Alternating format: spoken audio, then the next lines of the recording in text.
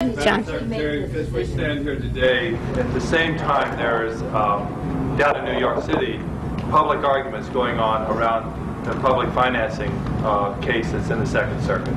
And the State Assembly seems to be unable to resolve the problems.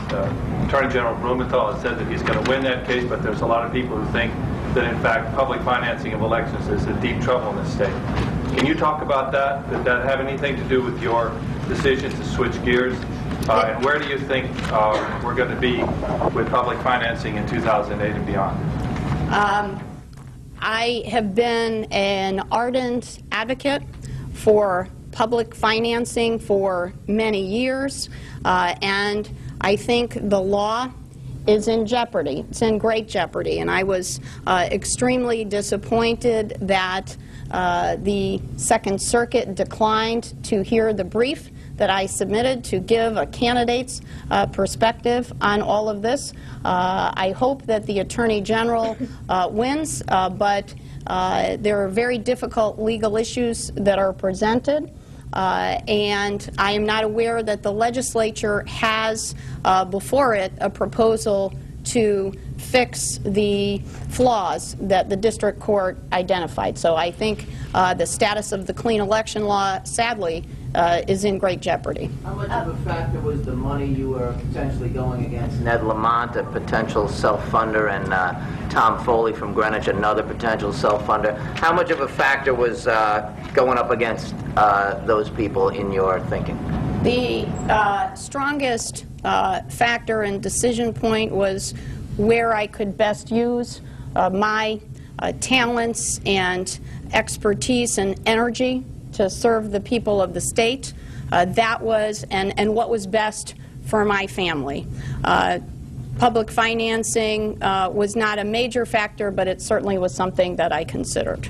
Susan, do you agree with Richard Blumenthal's decision to actually go to the Second Circuit and appeal the public financing rather than promoting changes in the legislature to fix what the court already said was wrong with it? As Secretary of the State, my thought that I expressed at the press conference in the aftermath of the decision was that if there were flaws that the legislature could fix, for instance, the third-party question, that should be fixed if there were a flaw. Remember that my colleague, the Attorney General, took the oath of office to uphold the laws as they're written. So it is his constitutional obligation to argue the validity of the law in the court as it's written, and I am certain that he will do that job well when he goes to the Second Circuit. Do you think there's still time for the legislature to fix this?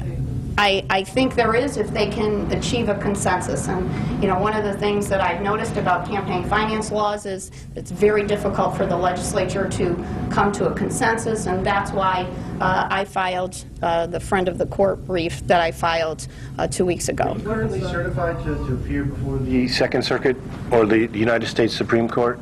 I am certified to appear in federal court, and I am a member of the Connecticut and New York bars.